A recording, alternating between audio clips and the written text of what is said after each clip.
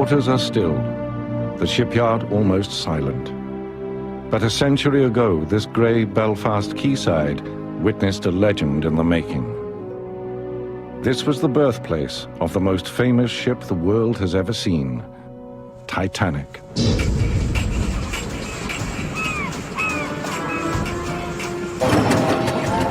She was to be colossal, magnificent, built to match the vision of the men who made her.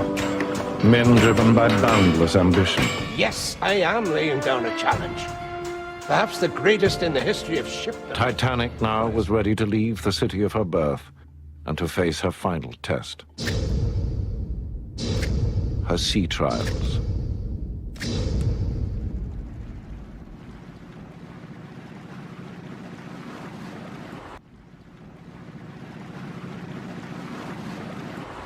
Signal tugs to releases.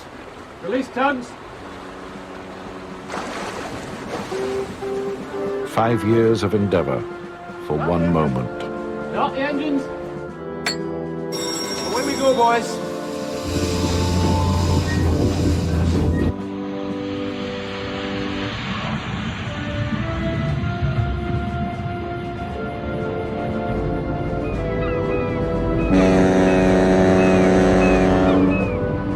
Steam from the boilers drove the main engines at a pressure of over 200 pounds per square inch.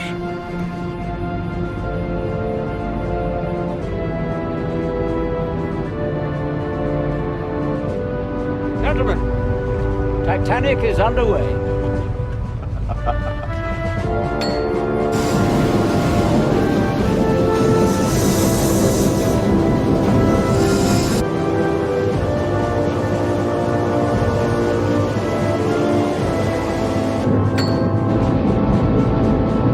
With her turbine engaging the central propeller, she was brought up to cruising speed.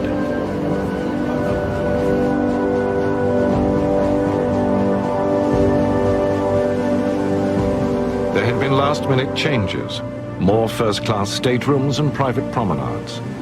They'd made her heavier, 1,000 tons heavier than her sister ship. At over 46,000 tons, Titanic was now the world's biggest ship. The sea trials were not a formality. Hard to starboard. Hard to starboard. Francis Carruthers from the Board of Trade was on the bridge. In 3 years of construction, he'd inspected Titanic almost 2,000 times. I don't expect her to turn on a sixpence, Captain Smith. Just within reasonable limits. It was for him to sign her safety certificate.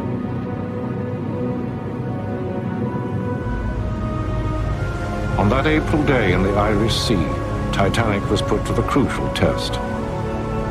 At her full speed, 21 knots, how quickly could she stop? Full speed astern. Full speed astern. Full astern! That's as quick as you can!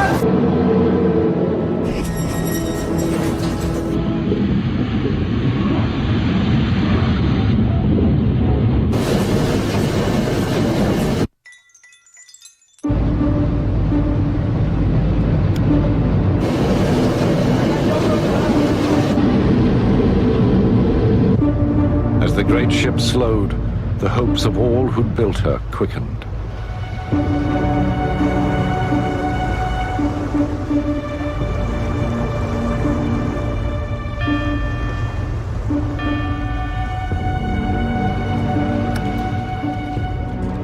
Well, Mr. Carruthers, 850 yards.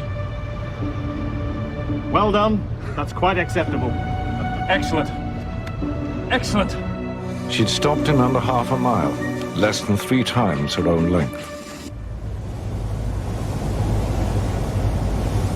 Her passenger certificate was endorsed, good for 1 year. Titanic was free to take on the world.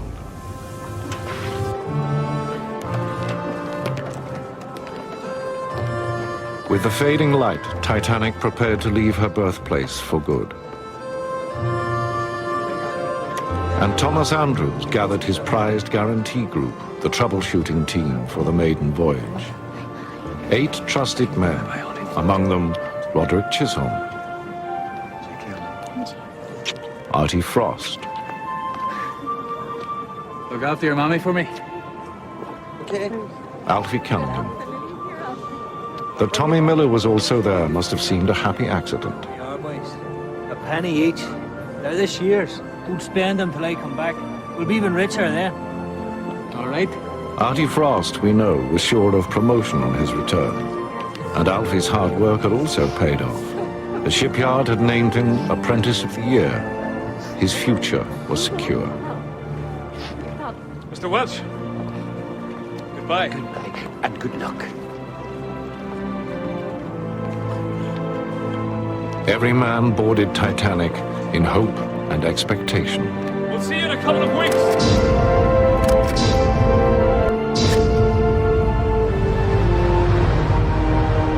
Days later, on the night of April the 14th, 1912, Titanic, the biggest ship in the world, met her iceberg, shaped by nature 6 times her size.